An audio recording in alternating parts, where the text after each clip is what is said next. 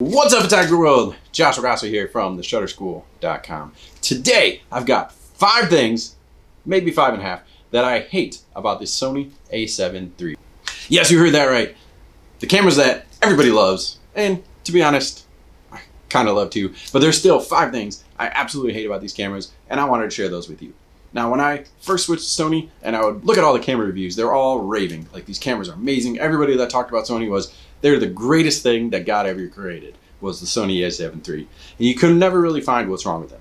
So that's what I want to do, is share the things that drive me nuts after 2 years of shooting with them as a professional wedding photographer. So let's get into it. Now, the first one I actually feel a little bit snobby about. Okay, so before I was on Sony, I was a Canon 5D Mark III shooter. I was Canon for the first half of my career, shot Canon for like 10, 15 years, and I loved it. All right, super comfortable. I love the ergonomics of cameras. I love the ergonomics of Canon cameras. Love shooting with them. Super familiar. They were like an old best friend that super reliable, right? I never even wanted to switch. But then after having a couple of double wedding weekends in a row where my body was just breaking down, I was like, man, these new Sony mirrorless cameras, they look so much smaller, so much lighter. Let me give them a shot. So I switched. And my number one complaint is actually kind of a dumb complaint, considering I switched to Sony for the simple fact that they were smaller. It turned out after I switched that they were great cameras, and I was pleasantly surprised at how awesome they were. But the number one reason why I switched was simply the weight. And my first complaint, the first thing I hate about these cameras is how small they are. And like I said, this feels like a stupid thing to complain about because I switched to a smaller camera and I'm complaining about how small it is. So some of you are going to think this is the dumbest complaint ever. However, as a professional, I need the ergonomics to work for me, not against me. And granted, I'm a 6'2" dude, probably above average size hands, right? So most people might not have this problem, but for me, trying to hold this camera is a pain in the butt. Now, it's lighter, so it's more comfortable in that regard. It's not stressing my hands out, stretching my back out like the old cameras are, so it's worth it. But being so small, it's really hard to get a good grip on it. I had to add this extension plate just so it would fit my hand. Otherwise, you can see my last finger and a half kind of overlap the bottom of the camera. Super uncomfortable. The buttons are so tiny that with my big old thumb, it feels very like you have to be very precise to get those buttons pushed. It's not like the big DSLRs, it was really seamless. The control wheel on the back is stupid small. And that might not matter for somebody with tiny fingers, I guess, but for me, like when I'm trying to flip through images really fast, it takes forever. It doesn't really work. I don't know the circumference, the radius of the wheel compared to the radius of my thumb or whatever. It's just so uncomfortable to try to flip through those fast. Versus the camera with the Canon camera had the big old wheel like this, I could fly through images. So again, like I said, it's kind of a nitpicky thing in a way because the advantage of these is that they're small. But really for me, the size wasn't the problem of the Canon cameras. It was that or the DSLRs rather, it was the weight. And so I know as it gets bigger, it's gonna get heavier no matter what, but a big part of it was the optical elements for it to be a single lens reflex camera that made it heavier. So Sony could maybe make the grip a little bit bigger, make the body 10% bigger without adding that much weight. And even just a tiny bit of weight to make it more ergonomically comfortable would be a big benefit for me. So if they made like an A7 IV that was a little bit bigger, I'd be thrilled. So again, that might be a feature that most of you don't hate, but if you're a big dude, big girl with big hands, then you might want to get the extension plate so that it's more comfortable. The second thing I hate, and now this really is a pain in the butt, is that when you are shooting and let's say some crazy action happens on the dance floor and then you're like, boom, you get a couple of shots and then you go, crap, I'm in the wrong focus mode, I'm in the wrong drive mode, whatever, I need to change some settings. You have to wait till that buffer clears before you can change any settings. Or if you're trying to use your flash and you're in silent shutter, so if you're in silent shutter, you can't use flash. And so you turn the silent shutter on, and then you take a bunch of photos, you're like, crap, I need to turn flash on. You won't be able to do it until that buffer clears and you turn the camera off and turn it back on. So one thing that's a pain that is obnoxious about these cameras is you cannot change the settings after you've taken a picture. You have to wait till the entire buffer clears. So I'm sure that's something software-wise that they can fix in future cameras. Hopefully they do.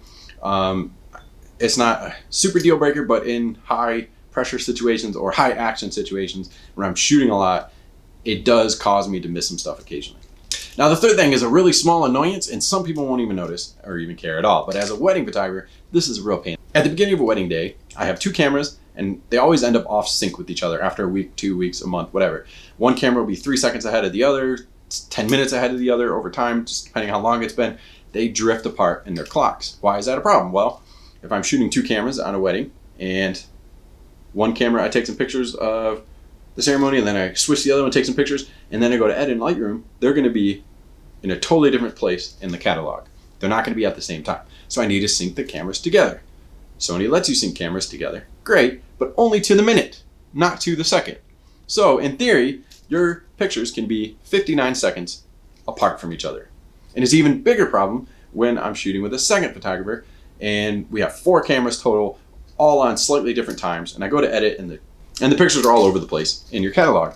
It's a big pain in the butt. At least you can get it to a minute, that's okay. And so what I started doing though to work around is I have every camera take a picture of the clock with the second on it so that in Lightroom I can go back later and change it. So ultimately, at the beginning of the day, I can't sync my cameras effectively with the Sony A7 III.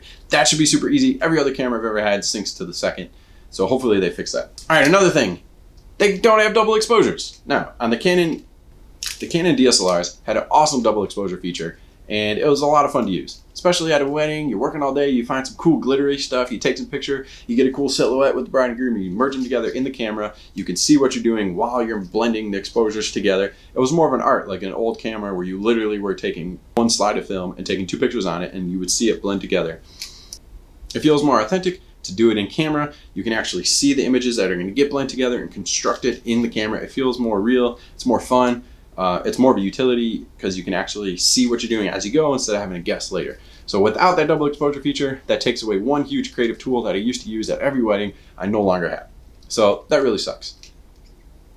If I see something that has to be double exposure, I have an idea, I'll just take 2 different pictures and merge them in Photoshop. It just doesn't feel the same. It feels like cheating, and it'd be nice to do it. And it's a whole nother 30 minutes to hour of work. Lastly, the app. Now, I don't know how great the apps are on the modern DSLRs. There wasn't really an app in the EOS Mark III, but there's an app that you can download on your phone to control the Sony cameras, which is great to get images off the camera to put on Instagram or maybe triggering the shutter.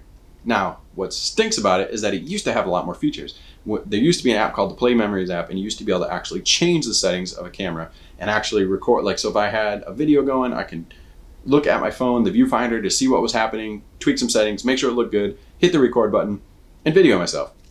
And now they changed the app to the Image Resource app, and all you can do is hit the shutter on our camera. So they took away all the features, which is annoying. So it's an extra reason to suck, is that they used to have something good, they got rid of it. So hopefully they'll get a better app in the future so that you can have more control over your cameras with your phone. So there it is, 5 things I absolutely hate about these cameras. All in all, the overall package, I still think the A7 III is a great camera, and I'm gonna do some reviews about what I think after 2 years of using them, why they've changed my photography game and made life better. But for all of you people out there looking for what's wrong, there's 5 things that hopefully Sony will fix to make future cameras better. Thanks for watching the 5 things I hate about this Sony camera. One thing I won't hate is if you subscribe and like that smash button for me. Smash the like button, whatever you kids are saying these days. Again, I'm Josh Grasso. We'll see you in the next video.